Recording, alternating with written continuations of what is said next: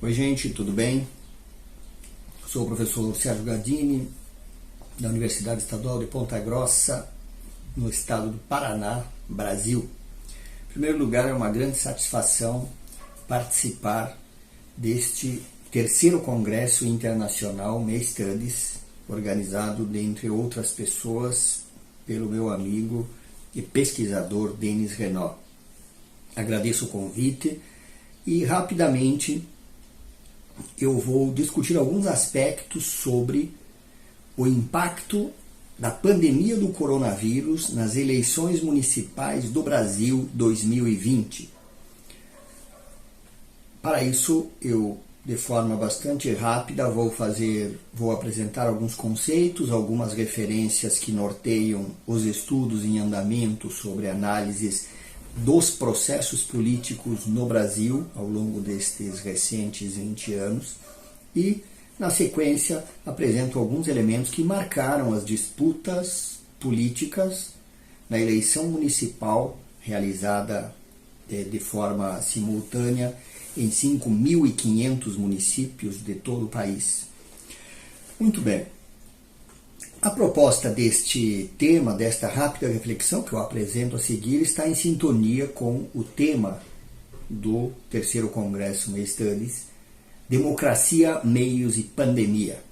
É fundamental que a gente estabeleça essa relação, principalmente neste momento em que se discute os impactos, as consequências e os desafios da primeira, segunda e já, em alguns casos, terceira onda da pandemia do coronavírus, na forma de organização das sociedades, na sobrevivência da população e, fundamentalmente, na manutenção, defesa e, em alguns casos, infelizmente, conquista ou luta por regimes democráticos, por sistemas minimamente democráticos que assegurem às pessoas o direito de expressão e, mais do que isso, condições dignas de sobrevivência. Esse é o pressuposto da democracia no mundo. Vamos lá, o que se denomina no Brasil de eleições midiáticas, disputas políticas, pautadas na crescente mediatização dos processos, remete ao período compreendido como o fim do regime militar brasileiro. O regime militar brasileiro, compreendido como golpe militar de 1º de abril, para alguns historiadores 31 de março de 1964, se estendeu com práticas autoritárias, desrespeito à ordem democrática e cerceamento às liberdades de expressão, de 1º de abril de 64 até o início de 1985. Portanto, nós falamos de 21 anos de ditadura militar explícita no Brasil. Nesse momento, é claro, não tinha eleição, não tinha disputa democrática, de forma gradual e em raros casos, não é? Mas a primeira eleição para presidente pós-regime militar foi realizada em 1989, portanto, 25 anos depois do golpe de 64. Ao longo desse pós-ditadura que se compreende no Brasil, o processo de mediatização das eleições, ou seja, cada vez mais as eleições se tornando espaços pautados pela intervenção midiática, por construções de candidaturas e por projetos que disputavam espaços nos canais, nos veículos e fundamentalmente nas relações midiáticas, foi marcando essas disputas. É isso que se denomina de eleições midiáticas.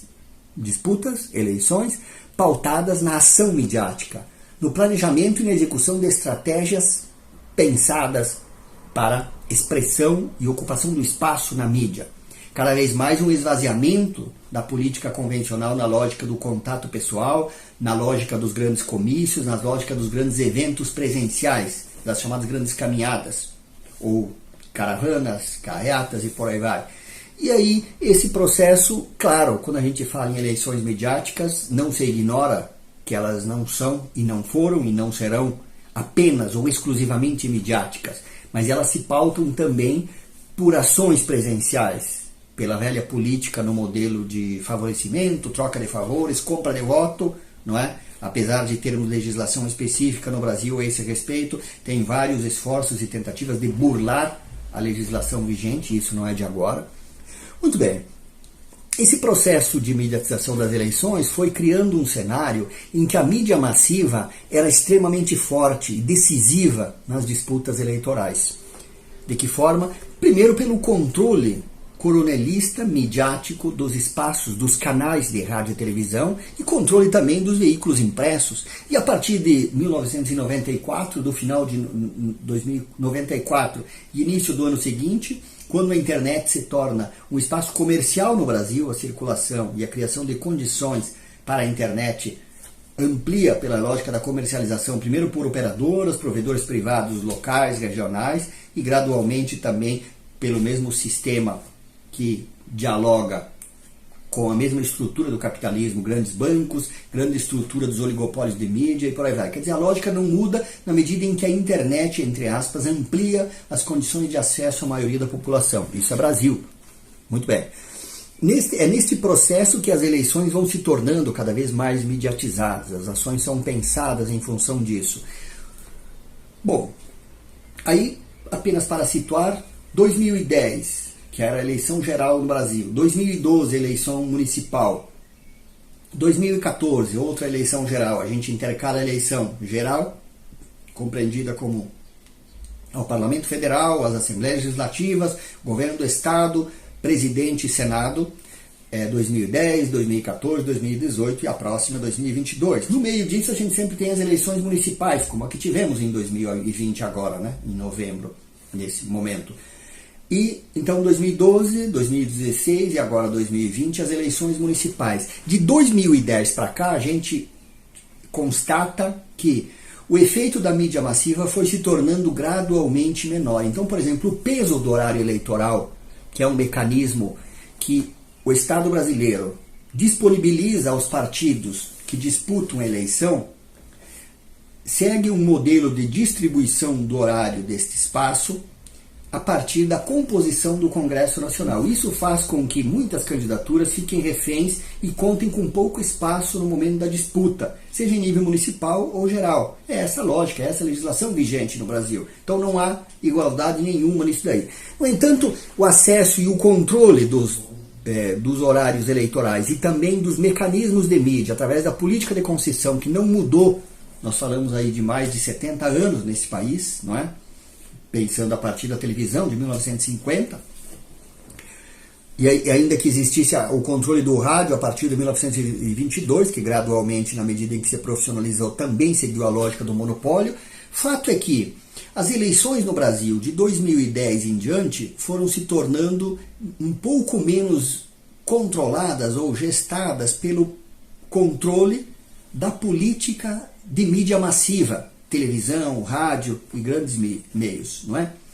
O que significa então isso? Gradualmente esse peso do horário eleitoral gratuito, que não é gratuito porque ele é custeado pelo dinheiro público no Brasil, ele também foi se tornando menos influente. Qual que era a expectativa para 2020? A partir de agora eu entro na análise pontual de alguns aspectos que marcaram a eleição, principalmente as eleições do primeiro turno, no pleito municipal de 2020 no Brasil. A expectativa era que a disputa fosse menos mediatizada na lógica da massificação da informação, que é o modelo do horário eleitoral, que é o modelo dos grandes grupos de mídia aberta, rádio, televisão aberta, não é? Pois bem, é aí que a pandemia do coronavírus desestruturou, recolocou uma outra lógica. É essa a constatação. E a constatação está aí para mostrar. Quais as principais marcas desse negócio? Na medida em que se criou o mecanismo para um maior controle, em tese, de que as redes sociais teriam uma força forte em 2020, a expectativa era que o horário eleitoral, no velho modelo da mídia massiva, tivesse menos influência. Essa era a expectativa. A partir de meados de março de 2020, quando a pandemia do coronavírus avança e cria no país uma estrutura de refluxo, preocupação com a saúde pública e na ausência de vacinação, deixando as pessoas cada vez mais isoladas, não é? Tirando o descontrole do isolamento social decorrente das condições de sobrevivência e da busca de sobrevivência elementar da maioria da população, foi tensionando naturalmente. Mas a expectativa com a eleição era de que tivéssemos uma disputa menos massificada na lógica do horário eleitoral, do peso do horário eleitoral controlado pelos grandes e poucos partidos da velha política brasileira. Pois bem, o controle que seria a partir da internet, com inserções pagas e anunciadas no modelo de indicação de quem pagou um anúncio em rede social, também tinha uma expectativa de que tivesse um contraponto forte a esta constatação. Esses são os dois grandes eixos, a decorrência e as consequências e os impactos. É possível a gente avaliar num outro momento, mas vamos lá. Não cumpriu-se a expectativa de que a eleição iria esvaziar um pouco mais a influência e o peso do horário político gratuito em rádio e televisão. Por quê? Porque a partir de março, com as pessoas mais tempo em casa e a pouca opção de canais abertos na televisão brasileira e as condições de internet ainda precárias quando você fala em banda larga, capaz de rodar vídeo e possibilitar maiores interações, essa é a realidade brasileira. A internet é muito cara, nós temos a mais cara tarifa proporcional por minuto de telefonia no sistema por satélite, é essa a constatação. Esse cálculo é feito em dólar, e aí toda vez que a nossa moeda fica mais fragilizada por descontrole da política econômica, como é o atual caso, desvaloriza, e portanto nós continuamos pagando o preço por minuto mais caro do mundo para pegar o telefone celular e ligar. Essa é a constatação que nós temos, esse é o indicador concreto. Muito bem, com mais gente em casa e pouca opção de lazer, pouca opção de pluralidade de canais e a internet em condições precárias para circulação e acesso em banda larga disponível para a população, o que você tem? Uma consequência lógica, a retomada e a força da televisão. Então, o que a gente tem a partir de abril no Brasil? O aumento dos índices de audiência das grandes redes de TV aberta no Brasil. É isso aí. Nós voltamos mais ou menos 1 ou 2 décadas nos indicadores de acesso e de alcance da TV aberta no Brasil. E como isso impactou na eleição? O peso do horário eleitoral voltou pelo menos há mais de 10 anos comparativamente. Então, a expectativa de que o horário eleitoral aberto, disponível para a população, que os partidos controlam a partir do velho modelo de concentração, de que seria mais leve, não teria essa influência que se registrou ao longo dos últimos anos, seria mais leve. E não foi, porque as pessoas ficavam mais em casa, com mais tempo disponível, e aí voltamos, entre aspas, regredimos ou retomamos um modelo de influência da mídia massiva nas eleições municipais de 2020, no mínimo, é preciso buscar indicadores mais concretos, mas no mínimo há 10 anos anteriores. Nós estamos falando de 2010 ou anterior, ok? Que outra expectativa? Era de que as redes sociais pudessem influenciar mais e criassem de fato canais de debates, não é? Então, o que se registrou a partir de março no Brasil, na produção telejornalística, por exemplo, que os repórteres saíam cada vez menos à rua e agendavam, e a produção telejornalística passa a ser remota, com agendamento, com entrevistas a partir da casa, do local de trabalho ou dos espaços de acesso das fontes entrevistadas, não é? Também passa a ser para a política. Então, a disputa eleitoral municipal no Brasil de 2020, ela não é menos mediatizada.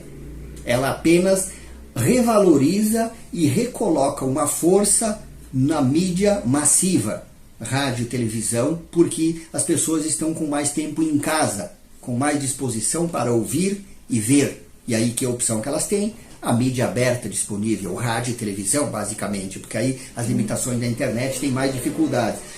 A variável de que os posts, as inserções pagas na internet, principalmente nos grandes conglomerados, YouTube, Facebook, Twitter, Instagram, fosse influente e também fosse um elemento forte na construção e na apresentação das candidaturas municipais de 2020 no Brasil, também ficou um pouco longe da expectativa. Por quê? Porque no modelo convencional, a força de destinação do horário eleitoral que é presente, que está simultâneo na programação, através de inserções, ou em 10 minutos, ao meio-dia, na TV aberta, por exemplo, e 10 minutos à noite, com apresentações de forma concentrada nas candidaturas sustentadas pelos grandes partidos, reproduziu um modelo que a gente já tinha neste país. Então, quando a gente pensa quais os impactos concretos da eleição, da pandemia do coronavírus na eleição municipal do Brasil, essa é a primeira delas, é a constatação, a retomada e, entre aspas, a revalorização do modelo massivo, das velhas práticas e estratégias de mídia massificada para apresentação e projeção das candidaturas, seja de prefeito ou vereador. Muito bem. Ao mesmo tempo em que a expectativa de que o investimento bem mais elevado por parte dos partidos nas redes sociais desse resultado, não temos nenhum indicador que confirma isso ainda. O que nós temos é que os retornos por acesso e mensuração de circulação da informação nos postos pagos não é essa expectativa toda que se tinha. E aí, uma constatação do que significou na prática isso. Um menor número de brasileiros foi às urnas, naturalmente. Não é? Em alguns casos, oscilou entre 20% a 25% do total absoluto entre abstenção, votos nulos ou brancos. Em alguns casos, nós falamos, portanto, que se somarmos toda entre abstenção, voto nulo e branco, é possível dizer que em alguns municípios ficou entre 20% a 30%, ou seja, de cada 10 brasileiros, de cada 10 moradores em algumas cidades, apenas 7 votaram efetivamente para escolher os integrantes das câmaras municipais e o prefeito ou a prefeita. Bom, a outra constatação é de que, na medida em que parte das emissoras de TV aberta optaram por não fazer debate, alegando falta de segurança e condições limitadas de segurança à saúde, optaram por essa estratégia de silenciar novamente, abrindo mão de um papel importantíssimo da mídia nos debates políticos no país. Nós estamos falando de gestores responsáveis por políticas públicas, por resolver problemas essenciais para a maioria da população. À medida em que as TVs abertas, como é o caso da TV Globo, optou, não é? E as demais também, Rede Bandeirantes, SBT, Record, em muitos municípios elas sequer fizeram debates, não é? Em alguns casos, pior ainda, sequer cobriram as eleições, não é? Não se pode falar da TV Globo nesse aspecto, porque pelo menos ela cobriu a eleição. E em alguns casos ela fez mais, fez entrevistas com todas as candidaturas, ao executivo pelo menos. E em outros casos, mas não realizou debates, apenas no segundo turno. Então essa ausência de debates, a partir das TVs abertas, que caracterizavam um espaço importantíssimo para afrontar propostas e discutir os processos eleitorais nos municípios, na medida em que as TVs não exercem esse papel e recuam, de novo o peso da velha política pautada no dinheiro, no horário eleitoral, se impõe e a máquina pesa mais. O que é a máquina nesse caso? Quem está no controle da administração municipal e foi candidato ou candidata à reeleição, porque tem condição de se reeleger ao menos uma única vez no Brasil, não é? Para o executivo, na maioria dos casos foi reeleito. Essa é a constatação. Então veja, o peso da máquina no silêncio da mídia e no velho modelo forte do horário eleitoral predominando na influência, na medida em que se você tem 10 minutos, por exemplo, no bloco do horário eleitoral, e uma candidatura tem 3 minutos e meio, e uma segunda candidatura tem outros 3 minutos e meio, todas as outras vão disputar o restante do espaço. Não é? Nós estamos falando de uma concentração de 70%, 80% ou até 90% do horário disponível no HGPE, no horário gratuito de propaganda eleitoral, em poucas candidaturas. As demais silenciam ou são silenciadas pelo modelo estrutural. Esta é a condição real. Então, infelizmente, se a gente pudesse buscar alguns indicadores para fechar uma conclusão, a pandemia do coronavírus nas eleições municipais brasileiras de 2020 teve um aspecto, teve um impacto e teve uma consequência pouco benéfica para discutir políticas públicas para resolver os problemas da grande maioria da população. Infelizmente, a política, nesse caso, retoma um modelo controlado que passa pelo horário eleitoral, pela distribuição do horário eleitoral, pelo silêncio da mídia massiva em não realizar debates e, por outro lado, com uma expectativa para com as redes sociais que não se realizou. não é mesmo? Por quê? Porque na medida em que você tem dispositivos de redes abertas com força de alcance e influência, são esses meios que mais influenciam, que mais pesam na escolha, na apresentação e na projeção do que de fato deveria ou poderia caracterizar os debates políticos em níveis municipais no Brasil em 2020. Esse é um primeiro levantamento que ele está sendo elaborado já em forma de texto.